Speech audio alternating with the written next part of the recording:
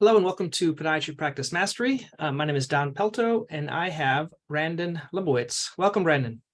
Thanks for having me on today. You're welcome. So Brandon, tell me a little bit about your backstory, kind of how you got interested in SEO and optimization and, efficiency online. I just kind of fell into it. Wasn't really planning on it, but after I got my degree in business marketing, the first job I got out of school was helping out a company with their digital marketing and was kind of doing it all for them, helping out with their SEO, doing social media, running paid ads, taking pictures of products, and just helping them out with everything. And this is back in 2007, and worked there for a few months and just realized that everyone's probably going to have a website in the future. And there's a lot of different ways to get traffic, but SEO is just a way to tap into that free traffic that Google's willing to give out. So over the years, I worked at different advertising agencies as the director of SEO, and before work or after work or on my lunch break, I would work on my own company. I would build it up and built it up to where I was able to quit my job and been focused solely on this, helping people get more traffic from SEO and helping out with a little bit with the paid ads and social as well. That's awesome. I think that's the goal for many people is being able to retire or work less and have your business work for you. So congratulations. I'm sure it wasn't an easy journey. No, took a lot of time, a lot of building it up, but it is definitely worthwhile in the long run to be your own boss and be able to set your own hours, and it makes things a lot better.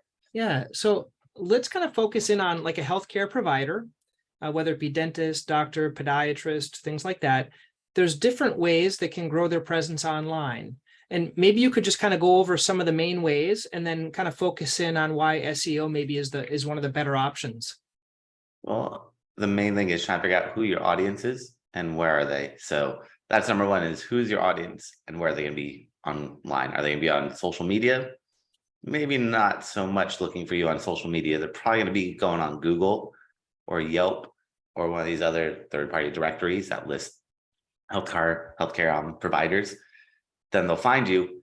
Then they'll check you out on social media to make sure you're real, legit, credible, have reviews, have status updates, all that stuff. But I would say probably the best would be Google, trying to get on Google, whether it's you do search engine optimization or you run paid ads. But I feel like Google is where people are going to be starting their search for someone like your profession, someone in the health, medical, or even like myself. I do SEO, same thing, or any service providers. Usually people are going to start off by going on Google, and then they'll kind of vouch for them on other platforms. But it's good to have a presence everywhere because you want to diversify. You don't want to just put all your eggs in one basket and then find out something changes, or who knows what can happen in the future. But I'll be trying to get traffic from as many different sources as possible. But number one really is take a step back, put yourself in the user's point of view or the patient's point of view. And if you were looking for that service, where would you go? That's really the most important. Yeah, I would agree. I think even if they go, because I ask every single patient, and they either tell me, I looked at my healthcare plan, what's covered by my insurance, are you on my plan? Because that's usually number one. Even if I rank 500 times better than anyone else and I can't see them according to their health plan, they're not going to see me. So I think the health plan is one. Primary care doctor referring over, but even then they're going to still Google my name. But mostly the people are a lot of them, they just Google foot problem, ring grown toenail, and then whoever kind of has a good presence. And that's how you help people, right, with that SEO. So let's talk a little bit about kind of what is SEO, break it down. Are there ways that we can help SEO, and when do we need to get someone like you to help?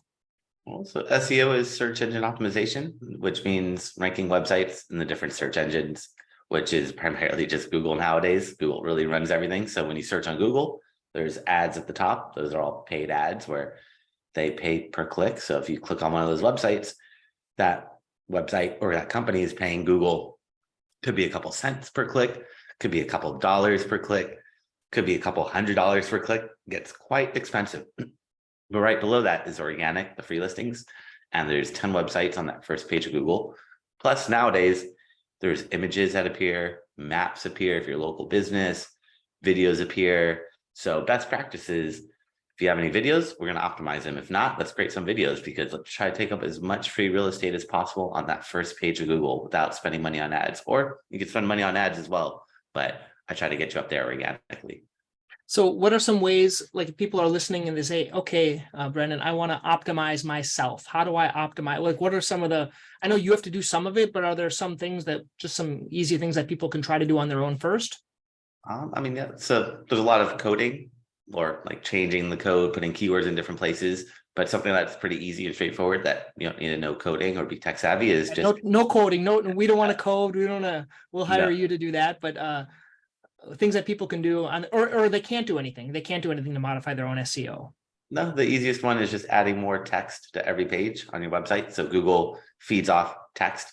They can't read images or videos yet. They're trying to, but they really rely heavily on content. The more text you have on each page that describes what that page is about, the easier it is for search engines to read, understand, and know what keywords you're targeting. And that one is one of the most important things, is having good original content on every single page on your website, not just the homepage, but any page that you want to rank. Should have about a couple hundred words or more, depending on how many words need to be describe that service that you're offering. But really just write for people. Don't write to put keywords in that content. Naturally, that content should have keywords in it, because if you're writing about a specific service, you should talk about that service in that content. And if you're not, then you got to rethink the content that you're writing should incorporate that somehow. But don't just throw keywords, throw them in there. That's going to probably do more harm than good. But that one's really simple and easy enough, and not many people do it, is just adding that text on all their pages. So what are people typically doing wrong? What do you see they're doing wrong when you look at their pages? Well, most people aren't adding any content. Most people, so like for example, an e-commerce website might be selling like tennis shoes, and they have a bunch of pictures of the products, the shoes, but there's no content there. So Google can't really read that. So even like yourself, like if you have a page about like maybe like foot fungus, and there's only like 5 or 10 words, and there's lots of images and videos, that's not going to help Google out that much, because they're going to struggle to read that. They're getting better, but they still really want text that lets them know what that page is about. And the text could be anywhere. It could be at the top, the middle, the bottom of the page. It doesn't have to be all at the top, because you don't want to just throw a couple hundred words at the top of your page. That's going to look ugly. People don't want to read nowadays. People's attention spans are really short, but you'd have like a couple bullet points at the top or a video, and then lower down, you could have all that text. That way Google is happy. And if people want to learn more, they could scroll down and learn more.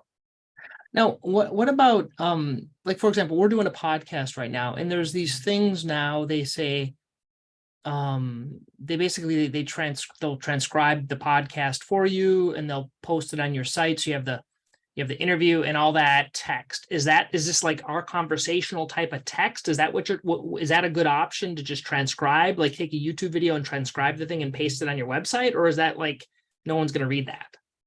No, that is kind of what it should be. Or you summarize it, or you timestamp it. Like if it's a long one, like 30 minutes, maybe don't summarize everything or transcribe everything. Maybe you timestamp it saying at 1 minute, 11 seconds, we talked about this. At 2 minutes, we talked about this. But if it's like 5 minutes, the video, then you could probably transcribe it. But yeah, that is really helpful, is having something there in the YouTube description or wherever you place a video on any platform. If you place a video on your website, you need text supporting it. If you place it on YouTube, you need to put it in the description. If you put it on whatever platform, you want to put somewhere in there that content. And transcribing it is good because it helps people out, especially when they're on mobile. They usually don't have the sound on, so they're not going to hear you speak. But if you have that transcribe or the words at the bottom in closed captions, that's going to help them out. Now, I've seen some people, what they do, instead of transcribing it, they'll put a link to a PDF transcription. Is a PDF transcription document the same as copying and pasting the same thing on the page on your website? I don't know. No, that would be a little different. Yeah, I'm not sure why. It can't read PDFs. It doesn't read PDFs. It doesn't. The bot doesn't open up the PDF to read it and get for keywords. Well, the PDF becomes another page essentially. So you want everything on that one page. So the PDF is another page. The blog is another, or the video where the video is posted is another page. But you want everything all together, because if you make Google jump around multiple places to find that information, they're not going to find it, because they're just a robot. And they need you to spoon feed as much information as possible. And for people too, how many people are going to click on that PDF? Probably not many people are going to see that, but if the transcript is right there, they're going to read it. But having to do that extra step really deters people and search engines. Now, how about like for, let's say YouTube, let's say this is going to go on YouTube. I'm not transcribing it, but let's say I transcribed it. Does it benefit you to paste that into the description of a YouTube video, that whole transcription? That's like a huge transcription of like a 30-minute video. I don't know if he'd even allow you to do that much, but is it worth it to paste that into the description in a YouTube video? Oh, 100% yes. But if it's a long video like this, I would do the timestamps. Don't transcribe the whole video. Timestamps and summarize what the video is about, and that will tease people. But if it's like a 2 or 3, 5-minute video, then you can transcribe the whole thing. But if it's 30 minutes, that's really long to transcribe. But it does help to put the subtitles in for people, but I wouldn't put that whole thing in the description. I'd put more like timestamps, because nobody's going to read 10,000 words of a transcript when the video is right there and they can just hit play. But well, I wasn't thinking if they would read it. What I was thinking, does that help with SEO, or like that them recommending that video? Because we've talked about SEO 50 times, so it'll pop up that. I don't know if YouTube has a bot that reads the description and recommends that based on what's in there. I just don't know that. So yeah, Google owns YouTube, and what they look at is the file name of the video before you upload it. Really important to name it a descriptive file name. Then, and for images, any image on your website, any video, any audio, Google can't read that, but they read the file name. So they can't read images, but they read the file name of the image. So images, videos, audio, stuff like that, always upload it with a descriptive type or file name. That's so very important. And then once you upload it, the title of the video or the article or the blog or whatever it is, podcast that you're doing, the title is also very, very important to put as many keywords as possible without repeating yourself. You get about 60 characters. After that, most of the platforms will kind of stop reading the title after 60 characters. But before that, you can squeeze as many keywords as possible. So if you want to target more keywords, I always tell people you got to create new pages, because each page can only target about 3 to 5 words, or podcast or video or article or whatever it is. It's kind of loses that relevancy after more than that. But with the video, having a good title, having a good description, adding tags to it, that all really helps out a lot with the video marketing. Yeah. So I want to freeze. I think you've made an important point that I didn't know. Like, for example, if I do a screen capture on my screen, it's going to download as Windows screen capture, a JPEG. And if I upload that to the website, to anything, it'll have that. It won't have the name. So renaming things before you upload it, take that little time to put whatever those keywords are in, like plantar fasciitis or things like that. That's a great tip. Thank you. Yeah, that's so very important. If you want to rank your images on Google Images or any of these platforms, they can't really read file names. I mean, images or videos, but they will read that file name. And that's, again, it all comes down to text. Content they could read, text they could read, but other stuff they're trying to, but they're not there yet. Awesome. So tell me, I don't know if you've worked with any other healthcare, but you can use healthcare for an example, but tell me some of the success stories that you had. Like, how does this transform someone's business? Any success stories that you've had? Tell me a little bit, kind of the before and what you did, and then kind of how it helped them afterwards. Yeah, I mean, I've done lots of people in the healthcare industry and worked with a variety of people over the years, but helped out one that was a doctor, and they were pretty much nowhere to be found. Going in, optimizing the website, putting the keywords in the right places, getting them ranked on Google Maps. All of a sudden, they started getting more phone calls and getting more patients coming in, and really help them get to that next level. But it does take time, and does take time depending on how competitive. The more competitive your keywords are, the more time it's going to take. But if you don't have much competition, then it's going to be a lot quicker and easier to get those rankings, because with SEO, it's all about just trying to figure out who's on that first page of Google, how much SEO have they done, and how can we do a better job of it. Awesome. Yeah, that's neat. So we've talked about kind of keyword specific content. Now this is the kind of the fun part. I know we can't do this, but kind of pull down the veil. And what do you do on the back end? Like, I don't know if you is it the actual words that we're seeing, or is there stuff like behind the maps or behind the website, or like what they call meta tags, or do you do all that stuff, or is it mostly just changing the written word? Like, what are the secrets that we can't do, but at least you can kind of give people some of the secret sauce? No, do it all, because it's like a puzzle with SEO. You got to put all the pieces together. If you leave some pieces out, Google's not going to rank you. So like we were talking about the file names, most people are not going to see the image file names, but Google sees that. So definitely have to go on the coding and make all those changes to the coding, like title tag, meta description, file names for images, alt tags for images, header tags, schema, all this technical stuff, which I have videos that I've done over the years that show you step-by-step how to do that, because it's kind of tough. Everyone's got a different platform. So it's not just like, here's how you do a title tag. It's like WordPress versus Shopify, Wix, Squarespace, all these platforms are going to be slightly different where they put it. But I do have a lot of videos. If they just search my name on YouTube, they can find those. So step-by-step how to actually do all that stuff, which is important because you can't not just do part of it. You have to do really everything to rank on Google. So after this interview, I'm going to put a little link underneath with your YouTube so people can check that out, subscribe to Brandon so you can try it. What I tend to find, Brandon, and I like to know how to do it, but then like you can't keep up with it. Like those are probably the people that you work with, right? You try, you mess around, you know, enough just to be dangerous, and then all of a sudden, okay, it's just better to hire. If someone hires you or they want to work with you, how does that work? Is it like a one-time, like a month project thing, or is it like a monthly thing that you do it forever? How does it tend to work with your clients? Well, no, with SEO, it's not just one and done, unfortunately, because what happens is once you get to that first page of Google, you push someone off that first page of Google, they're not going to be happy about it. And everything is transparent. I can see what you're doing. You can see what I'm doing. There's nothing that's hidden if you look in the right places. So once you push someone off, they're going to try to outrank you. And it's kind of like a back and forth battle, keeping those rankings. If you have competitors, if you don't have any competition, if you're in some small city with no other competitors, then you don't really have to worry about it. But if you're in like Los Angeles or Boston or a big city like that, where there's a lot of competitors out there, then you have to fight for those rankings because there's only 10 spots on that first page of Google. There's only 3 spots on the map on Google. So got to really fight for it and maintain those rankings. If someone's listening, Brandon, and they're not sure like how they do with keywords or how to like evaluate their competitors, are there other websites, or is it just Google, like Google ads that they look at? Where do they look at? Or Google, there's a lot of different Google. Anyway, you would know them. Where would they go to find that stuff? Well, they'd have to look in the coding.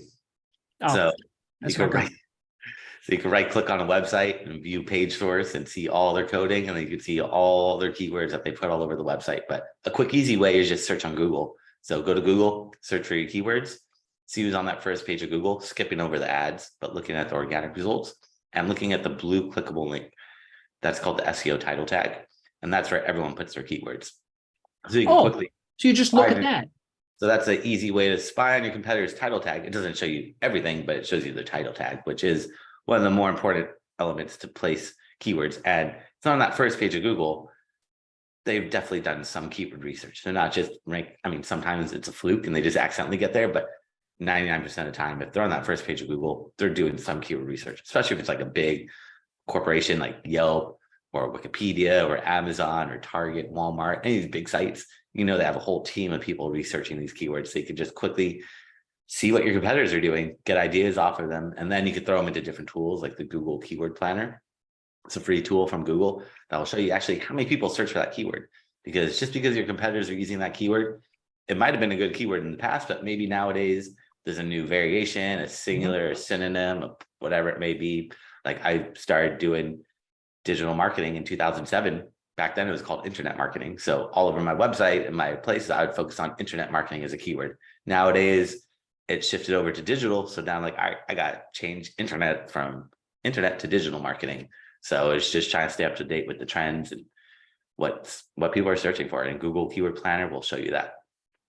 Now, I think up to now we've been talking, Brandon, more about like your website, how to make it SEO optimized, Google, like Google My Business or reviews, these other things. I find today so many people come in with reviews. So as we're finishing up, I'd like you to talk about like how to increase the amount of reviews you're getting. And then also like how important is it to like be a content producer? Let's say you making short YouTube videos or Instagram or TikTok, like where should a professional physician focus, or LinkedIn? Like where should you focus your time on? I mean, you should focus your time where your audience is at. That's number one, is try to take a step back and think, if you're a physician, are people going to go in on TikTok? Maybe, but probably not they're probably going to go on Google or Yelp. So I would focus on those platforms, but YouTube might be good, but again, it's not really where people Yeah, are. I think they're looking for like gross toenail videos. They're not really looking to come in to see a doctor, right? Or they're looking to do it themselves. Like, how do I cure it myself? So, which might be good where like you could do it yourself, or you could have me come in and look at it and make sure it's really going to be healed. But I would say Google is probably going to be number one for service-based businesses. But it's all about just knowing your audience. Like LinkedIn is more B2B, which I don't think that would be really applicable. Okay. Instagram is kind of just all over the place with everybody. Yeah. So Instagram might be good, but again, how many people are going on Instagram to look for toenails? Not that many, or they're looking for the wrong thing, which is not where you want to be. Okay. So it's just trying to, I would say, spy on your competitors, see what platforms they're active on and how much engagement they're getting. Look at your competitors' websites and see what social media icons they have on their website. Open up all those social icons and see how active and how much engagement they're getting. If they're posting every day on Facebook and they're not getting any likes, then maybe Facebook isn't the best, or maybe they're just giving Facebook wrong. Could be that too, but more than likely that's not where their audience is at. So you just got to really try to figure out who that audience is and how to be in front of them when they're actively looking for you. Now, and then in terms of producing, it's overwhelming sometimes for us as professionals to try to produce content. What I've found, what works, the sweet spot for me is I try to do one video per week.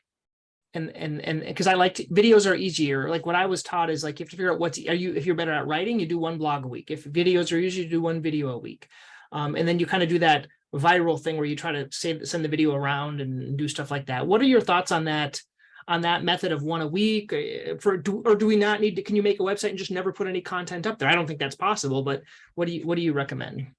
No, you need content on your website. You need to keep it updated. So if you could blog on your website once a month, that's sufficient. If you're making the videos, then the videos become your blogs where you post on your website that video and you have a description about the video. So you still have to write because you still have to write. Okay. Yeah, around that. So maybe you do 1 or 2 videos a month and then you just write a description supporting that video. And that's going to be really much more beneficial versus just having a video just to have it shared on all the socials, which is good. But really you want to have everything on your website, everything you should own. So you take that video, post it on YouTube, and then you can take the code and embed it on your own website with a description. And that's going to help you rank your website because people are watching on YouTube. You're just helping YouTube get richer and helping them get more traffic. And they can take you down anytime. You don't own any of that stuff. Whereas if it's on your website, that's yours. You own that website. You have full control of it and you own that forever. That's awesome. Wow. I think we've covered a lot. You've been very helpful with your time. I'm going to put a couple of links for you, the YouTube channel, the keyword planner we talked about, and also SEOoptimizers.com, which is your website, correct? Yep. And if people want to learn more about you or reach out to you, they'll go to that website. Any specific, like who would be the perfect, kind of your perfect client that you like to work with? It's just anyone with a business that has a viable product or service. That's the main thing, is gotta be selling something or have a service that people search for on Google. But that's really number one. And then I offer a free website analysis. So if they go to my website at SEOoptimizers.com, that's SEOoptimizers.com/gift. I actually create a special gift for everyone. So if they go there, they could find that gift along with my contact information and my calendar. If they want me to analyze their website from an SEO point of view, I could see what's working, what's not working, and how to get them to that level that they want to be at. Cool. Well, thank you, Brandon. That was very fun. Thanks for having me on today.